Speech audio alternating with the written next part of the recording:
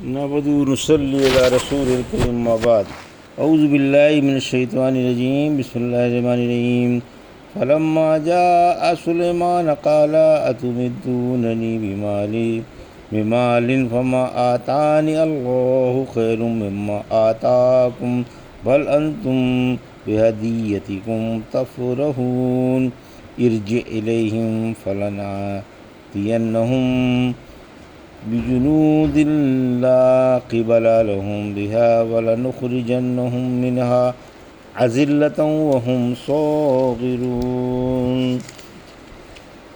قال يا أيها الملأ أيكم يأتيني بأرشها قبل أن يأتوني مسلمين قال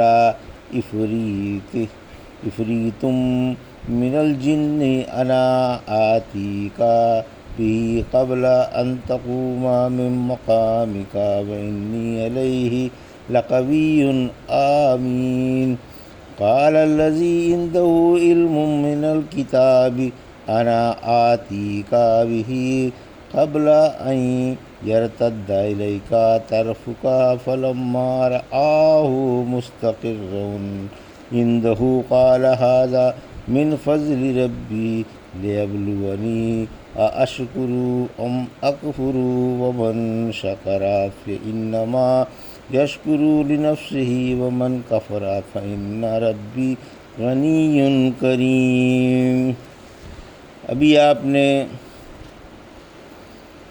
سورہ نمل کی آیت 36 سے 40 کی تلاوت سماعت فرمائی۔ ان آیتوں کا ترجمہ و تفسیر اس طرح ہے: فلما جاء سلیمان قال اتمدوننی بمال وما آتانی اللہ خیر مما آتاکم بل انتم بہدیتکم تفرحون۔ آیت 36۔ ارجع الیہم فلنأتینہم بجنود لا قبل لهم بها ولنخرجنهم منها أذلة وهم صاغرون۔ آیت 37۔ ترجمہ: پھر جب قاصد سلیمان علیہ السلام کے پاس پہنچا تو آپ نے فرمایا، کیا تم مجھے مال دے کر ٹھنڈا کرنا چاہتے ہو؟ مجھے میرے رب نے تم سے بہتر مال دے رکھا ہے، بلکہ تم ہی اپنے اس تحفے سے خوش رہو۔ ان کے پاس لوٹ جاؤ، ہم ان پر ایسا لشکر لے کر چڑھائی کریں گے جس کا مقابلہ وہ نہ کر سکیں گے، اور ہم انہیں ذلیل کر کے وہاں سے نکال باہر کریں گے۔ یہ تھا ترجمہ سورہ نمل کی آیت 36 اور 37 کا۔ تفسیر۔ آیت 36: ملکہ کے ارسال کردہ تحائف۔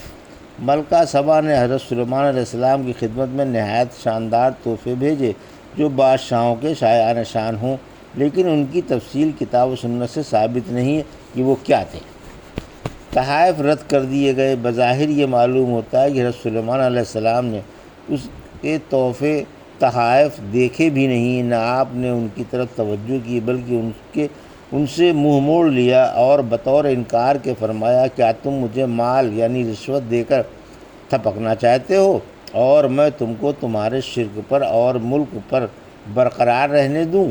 اللہ نے مجھے جو ملک و دولت اور عسکری طاقت عطا فرما رکھی ہے وہ تمہارے ملک و مال سے اور طاقت سے کہیں بہتر ہے، بلکہ تم ہی لوگ اس قسم کے ہو کہ تحفے تحائف سے پگھل جاتے ہو۔ میں ان چیزوں کی پرواہ نہیں کرتا، مجھے تو اسلام کی چاہت ہے، ورنہ پھر تلوار ہے۔ ابن عباس فرماتے ہیں، جنوں نے حضرت سلیمان علیہ السلام کے حکم سے 1000 سونے چاندی کے کمرے تیار کر رکھے تھے۔ جب بلقیس کے قاصدوں نے یہ محل دیکھے تو دل ہی میں کہنے لگے، بھلا یہ ہمارے تحفوں کو کیوں قبول فرمانے لگے؟ اس سے معلوم ہوا کہ بادشاہ غیر ملکی وفد کے اور قاصدوں کے لیے آرائش کا سامان اور تکلفات کا اظہار کر سکتا ہے۔ آیت 37۔ جنگ کی دھمکی۔ حکم ہوا کہ قاصد تحفے لے کر واپس چلے جائیں، ہم ایک ایسا لشکر لے کر آئیں گے جن سے جنگ کرنا اور جن کے مقابلے پر ٹھہرنا ان کے بس کا نہ ہوگا، اور ہم ان کو ان کے شہروں سے ذلیل و رسوا کر کے نکال باہر کریں گے، اور وہ بے آبرو ہو کر وہاں سے نکلنے پر مجبور ہوں گے۔ آخر کار اس وفد نے تحفے واپس لا کر ملکہ کو حضرت سلیمان علیہ السلام کے خیال سے آگاہ کیا۔ ملکہ نے آپ کا پیغام سنا اور وہ میں اپنی قوم کے مطیع و منقاد ہو گئی اور لشکر کو لے کر حضرت سلیمان علیہ السلام کی خدمت میں ان کی تابعدار ہو کر اسلام لانے کی نیت سے روانہ ہوئی۔ جب آپ کو ان کے آنے کی خبر ملی تو آپ کو کمال مسرت ہوئی۔ قالا یا ایھا الملأ ایکم یاتینی بعرشھا قبل ان یاتونی مسلمین، آیت 38۔ قال عفریت من الجن انا آتیک بہ قبل ان تقوم من مقامک وانی علیہ لقوی امین، آیت 39۔ قال الذی عنده علم من الکتاب انا آتیک بہ قبل ان یرتد الیک طرفک فلما رآہ مستقرا عنده قال ھذا من فضل ربی لیبلونی اشکر ام اکفر ومن شکر فانما یشکر لنفسہ ومن کفر فان ربی غنی کریم، آیت 40۔ ترجمہ: فرمایا اے سردارو، تم میں سے کون اس کا تخت میرے پاس لا سکتا ہے قبل اس کے کہ وہ مطیع ہو کر میرے پاس آئیں؟ ایک سرکش جن بولا، میں اسے آپ کی اس مجلس کے برخاست ہونے سے پہلے آپ کے پاس لے آؤں گا، دیکھیے میں اس پر قادر ہوں اور امانت دار ہوں۔ اس شخص نے کہا جس کے پاس کتاب کا علم تھا، میں اسے آپ کے پاس پلک جھپکنے میں لے آؤں گا۔ پھر جب آپ نے اسے اپنے سامنے رکھا ہوا دیکھا تو فرمایا یہ میرے رب کا فضل ہے، وہ مجھے آزما رہا ہے کہ میں اس کا شکر ادا کرتا ہوں یا ناشکری کرتا ہوں، اور جس نے شکر ادا کیا وہ اپنے ہی فائدے کے لیے شکر ادا کرتا ہے، اور جو ناشکری کرتا ہے تو یقیناً میرا رب بے نیاز و عزت والا ہے۔ یہ تھا ترجمہ آیت 38 سے 40 کا۔ تفسیر آیت 38۔ ملکہ کا مطیع ہونا۔ قاصد نے ملکہ کو تحفے واپس لا کر دیے اور حضرت سلیمان کی دھمکی بھی اس کے گوش گزار کر دی۔ ملکہ نے کہا مجھے تو پہلے ہی سے معلوم تھا کہ وہ بادشاہ نہیں ہے، بھلا ان سے ٹکر لینے کی ہم میں کہاں طاقت ہو، ہم تو تھوڑی سی دیر بھی ان کے سامنے نہیں جم سکتے۔ ملکہ نے پھر آدمی دوڑایا کہ میں اپنی قوم کے سرداروں کو لے کر آپ کی خدمت میں حاضر ہو رہی ہوں تاکہ میں غور کر سکوں کہ آپ کا کیا حکم ہے اور جس دین کی آپ ہمیں دعوت دے رہے ہیں وہ کیا ہے۔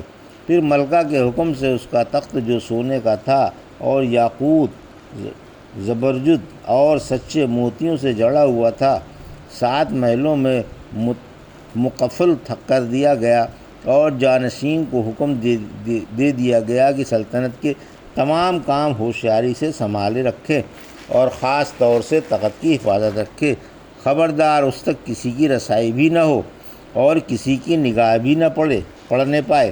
پھر یہ ہزاروں کی تعداد میں سرداران یمن کو لے کر لاکھوں کی تعداد میں لشکر کے ساتھ حضرت سلیمان علیہ السلام کی طرف چل پڑیں۔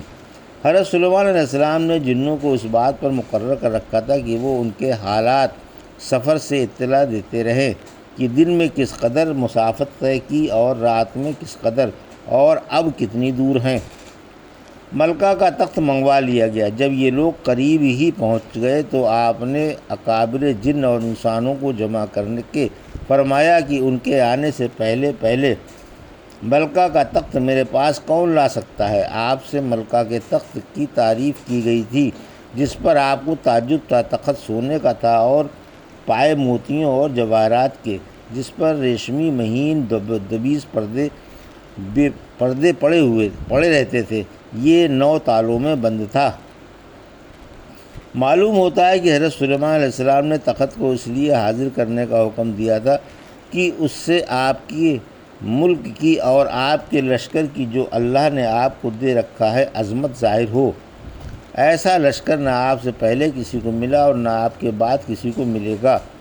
تخت کا حاضر ہونا ہی بلقیس کے اور اس کی قوم کے سامنے آپ کی نبوت کی صداقت کی دلیل بن جائے گا، کیونکہ یہ بھی تو ایک معجزہ ہے کہ مالک تخت کے پہنچنے سے پہلے اس کے محفوظ مقفل تخت کو جوں کا توں حاضر کر دیا جائے، جبکہ پہرے دار بھی اس کی دیکھ بھال پر مقرر ہوں۔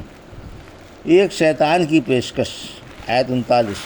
ایک سرکش جن جس کا نام کوزن تھا اور ڈیل ڈول میں پہاڑ جیسا تھا، بولا کہ میں اسے آپ کی اس مجلس کی برخاست ہونے سے پہلے آپ کے پاس لے آؤں گا، یعنی آپ کے اٹھنے سے پہلے وہ حاضر کر دیا جائے گا۔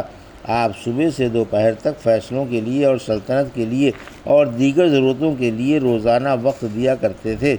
یہ جن کہنے لگا کہ مجھ میں اتنی طاقت ہے کہ میں اسے اٹھا لاؤں گا اور اس کی قیمتی چیزوں کی پوری حفاظت کروں گا، میں امین ہوں، خیانت نہیں کروں گا۔ فرمایا میں تو اس سے بھی جلدی منگانا چاہتا ہوں۔ آیت 40۔